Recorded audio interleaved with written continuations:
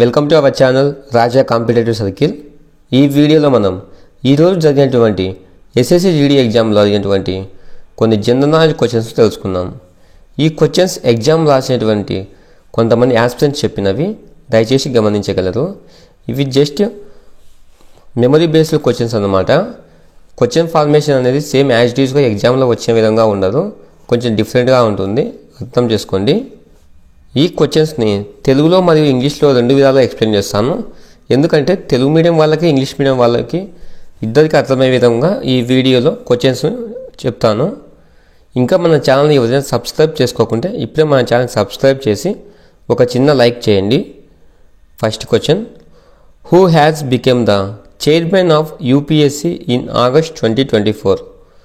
Who has become the chairman of UPSC in August 2024. UPSC అంటే union public service commission. August 2024 సంవత్సరంలో UPSC యొక్క చైర్మన్ ఎవరు? Answer వచ్చేసి Preeti Sudan. Next question, how much amount is received in the present Jnanpith award? How much amount is received in the present Jnanpith award? ఈ Jnanpith award గ్రహీతలకి ఎంత అమౌంట్ను, ఎంత నగదు రూపంలో బహుమానం ఇస్తారు అంటే 11 లక్షల రూపాయలను అందజేస్తారనమాట ఈ జ్ఞానపీఠ అవార్డు వచ్చిన వాళ్ళకి. Next one, how many judges were there in the Supreme Court in 1950? How many judges were there in the Supreme Court in 1950? 1950వ సంవత్సరంలో సుప్రీంకోర్టులో మొత్తంగా ఎంతమంది జడ్జిలు ఉండేవారు? ఆన్సర్ వచ్చేసి 8 మంది, 8 members. Next one, according to the 2011 census, Uttar Pradesh population what percentages of India's population? According to the 2011 census, Uttar Pradesh population what percentage of India's population? 2011 జనాభా లెక్కల ప్రకారం ఉత్తరప్రదేశ్ యొక్క జనాభా శాతం వచ్చేసి మొత్తంగా ఇండియా యొక్క పాపులేషన్లో ఎంత శాతం ఉంది? ఆన్సర్ వచ్చేసి 16.5%, 16.5%. ఇండియాలో హైయెస్ట్ పాపులేషన్ స్టేట్ వచ్చేసి ఉత్తరప్రదేశ్. అదే లోయెస్ట్ పాపులేషన్ స్టేట్ వచ్చేసి సిక్కిం అనమాట. ఈ 2011 సెన్సెస్ పైన, అదే ఈ 2011 జనాభా లెక్కల పైన ప్రతి ఒక్క షిఫ్ట్లలో ఖచ్చితంగా 1 క్వశ్చన్ అనేది రిపీట్ అవుతూ ఉంది. నెక్స్ట్ షిఫ్ట్లలో ఎగ్జామ్ ఉన్న వాళ్ళు ఈ టాపిక్ పైన ఎక్కువ ఫోకస్ చేయండి. Next one, Thaipusam festival is celebrated in which state? Thaipusam festival is celebrated in which state? Thaipusam festival అనేది ఏ రాష్ట్రంలో జరుపుకునే పండుగ? ఆన్సర్ వచ్చేసి Tamil Nadu. Next one, the target growth rate for the 11th 5-year plan of India was? The target growth rate for the 11th 5-year plan of India was? 11వ పంచవర్ష ప్రణాళిక యొక్క అభివృద్ధి యొక్క గ్రోత్ ఎంత శాతం ఉంది? ఆన్సర్ వచ్చేసి 9%. ఈ 11వ పంచవర్ష ప్రణాళిక యొక్క గ్రోత్ రేట్ అనేది ఎంత టార్గెట్ ప్రకారం ఉంది? ఆన్సర్ వచ్చేసి 9%. Next one, the outer crust is made up of? The outer crust is made up of? Answer వచ్చేసి సిలికా అండ్ అల్యూమినియం. ఈ ఔటర్ క్రస్ట్ అనేది దేనితో తయారవుతుంది? ఆన్సర్ వచ్చేసి సిలికా మరియు aluminium. Next one, R Vaishali is related to the which sport? R Vaishali is related to the which sport? R Vaishali ఏ క్రీడకు సంబంధించిన వారు?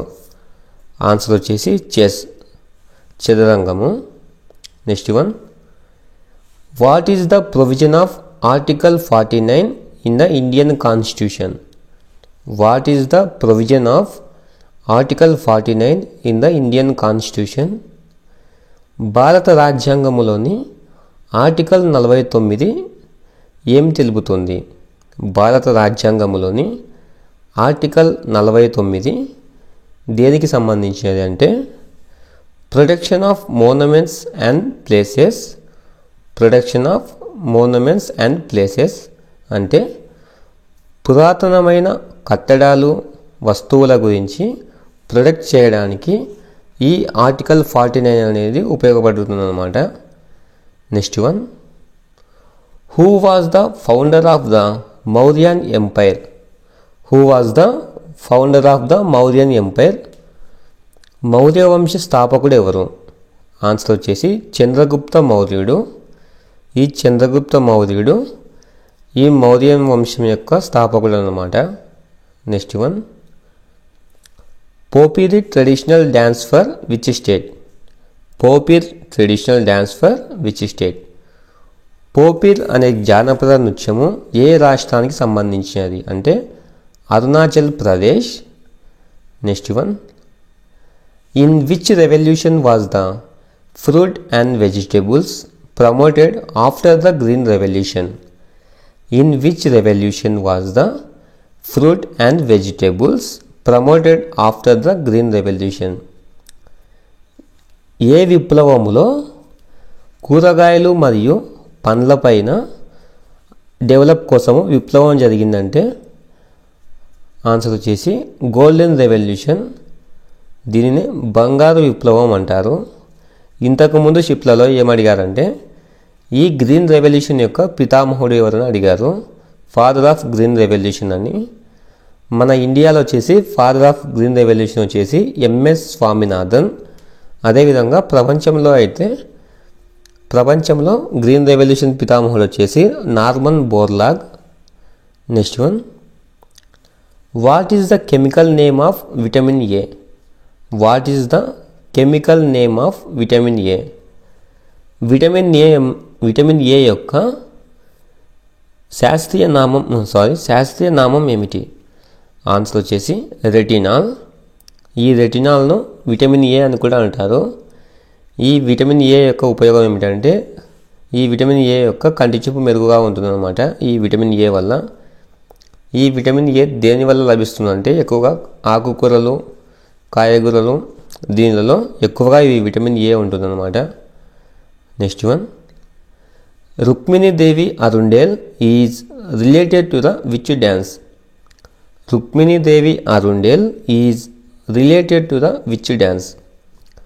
రుక్మిణీదేవి అరుండేల్ ఏ డ్యాన్స్కు సంబంధించిన వారు?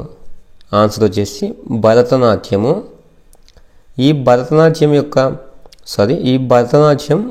ఏ రాష్ట్రానికి సంబంధించిందని ఇంతకుముందు షిఫ్ట్లలో అడిగారనమాట. ఈ భరతనాట్యం అనేది ఏ రాష్ట్రానికి సంబంధించిందని. ఈ భరతనాట్యం వచ్చేసి తమిళనాడు రాష్ట్రానికి సంబంధించినది. అదేవిధంగా మోహిని అట్టం వచ్చేసి కేరళ రాష్ట్రానికి సంబంధించింది. ఈ మోహిని అట్టం గురించి ఇంతకుముందు షిఫ్ట్లలో అడిగారనమాట. Next one, who is given the orange cap in IPL? Who is given the orange cap in IPL? IPL అంటే ఇండియన్ ప్రీమియర్ లీగ్లో ఆరెంజ్ క్యాప్ ఎవరికి లభిస్తుందంటే batsmen who scores the most runs in a season.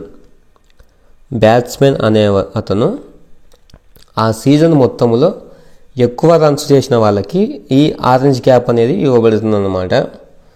Okay guys, ఈ video వల్ల మీకు కొంచెం ఉపయోగపడుతుంది అనుకుంటున్నాను. ఇలాంటి యూస్ఫుల్ ఇన్ఫర్మేషన్ మిస్ కాకుండా ఉండటానికి వెంటనే మన ఛానల్ సబ్స్క్రైబ్ చేసి ఒక చిన్న లైక్ చేయండి. తర్వాత షిఫ్ట్లలో ఎగ్జామ్ ఉన్న వాళ్ళు ముఖ్యంగా ఈ 2011 జనాభా లెక్కలు మరియు ఈ శాస్త్రీయ నృత్యాలు ఉన్నాయి కదా, ఈ క్లాసికల్ డ్యాన్స్ ఫామ్స్ అనేటివి ఏ రాష్ట్రానికి సంబంధించేటివి అని ఇవి మరియు అలాగే పంచవర్ష ప్రణాళికల గురించి ఎక్కువగా ఫోకస్ చేయండి. ఎందుకంటే ఈ 3 టాపిక్స్ నుంచి ఖచ్చితంగా క్వశ్చన్స్ రిపీట్ అవుతూ ఉన్నాయన్నమాట. ఆ టాపిక్స్ ఏంటో మళ్ళీ చెప్తున్నాను, ఇంకోసారి చెక్ చేసుకోండి. 2011 జనాభా లెక్కలు. ఈ 2011 జనాభా లెక్కల ప్రకారం పాపులేషన్ ఎక్కువగా ఉన్న రాష్ట్రాలు ఏమిటివి, పాపులేషన్ తక్కువగా ఉన్న రాష్ట్రాలు ఏంటివి, అదేవిధంగా పాపులేషన్ ఎక్కువగా ఉన్న కేంద్రపాలిత ప్రాంతాలు ఏంటి, జనాభా తక్కువగా ఉన్న కేంద్రపాలిత ప్రాంతాలు ఏంటి, అక్షరాస్యత ఎక్కువగా ఉన్న కేంద్రపాలిత ప్రాంతాలు ఏంటి, తక్కువగా ఉన్న కేంద్రపాలిత ప్రాంతాలు ఏంటి, అక్షరాస్యత తక్కువగా ఉన్న రాష్ట్రాలు ఏంటి, ఇలా డిఫరెంట్గా అడుగుతున్నారు అన్నమాట. ఈ 2011 జనాభా లెక్కల పైన ఎక్కువగా ఫోకస్ చేయండి.